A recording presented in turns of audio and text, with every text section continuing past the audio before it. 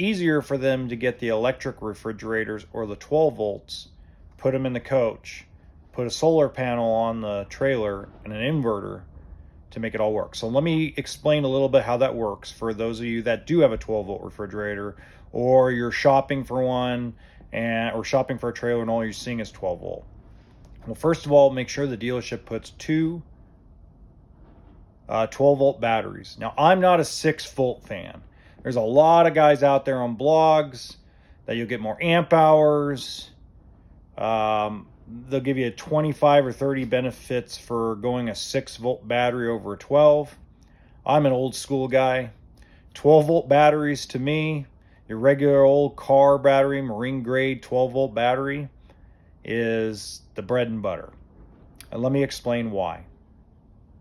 If you have two 6 volt batteries on your coach, on your travel trailer, and you have a 12 volt refrigerator, and one of those 6 volts dies or has an issue, you're out of power. You're done. While if one of your 12 volts go out, you have the other one as a backup. You have enough power supply and enough amp hours to power your refrigerator. Okay? Well, I could just put solar on my trailer. Well, that's true, but batteries still go bad. If there's a surge, if it's a bad battery or has a bad core, if it's been swollen, if it's been punctured. I mean, there's a lot of things that can go wrong.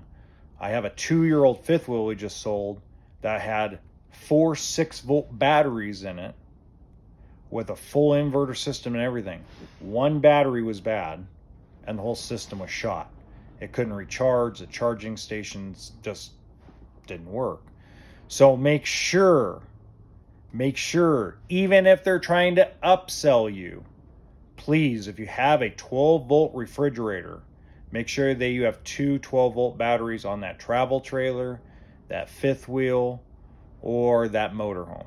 Okay? Make sure the house batteries, once again, two 12 volts. Now, generally, a lot of these manufacturers are putting a 50 amp trickle charge solar with a cheesy charge controller on the front.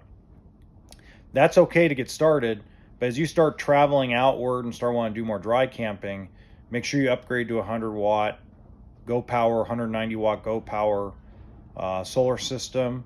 You can also, if you live here in Ventura, or if you live in the Ventura area, you live in Southern California, you can also look up Windy Nation in Ventura.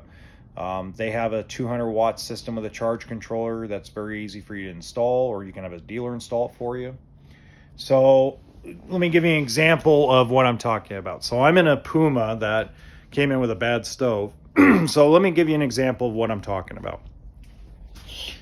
So this is not a 12 volt. This is a residential refrigerator. Okay. Now the Puma destination trailers are as similar to park models as you can get. The difference is they have holding tanks. When we know someone's not going to live in this and they actually want to just use it for the river or some dry camping, which we get that probably once or twice a year. Or let's say I'm getting a fifth wheel customer. We have a residential refrigerator like a Sabre, Riverstone, River Ranch, etc. We want to make sure that the trailer or the fifth wheel has solar, because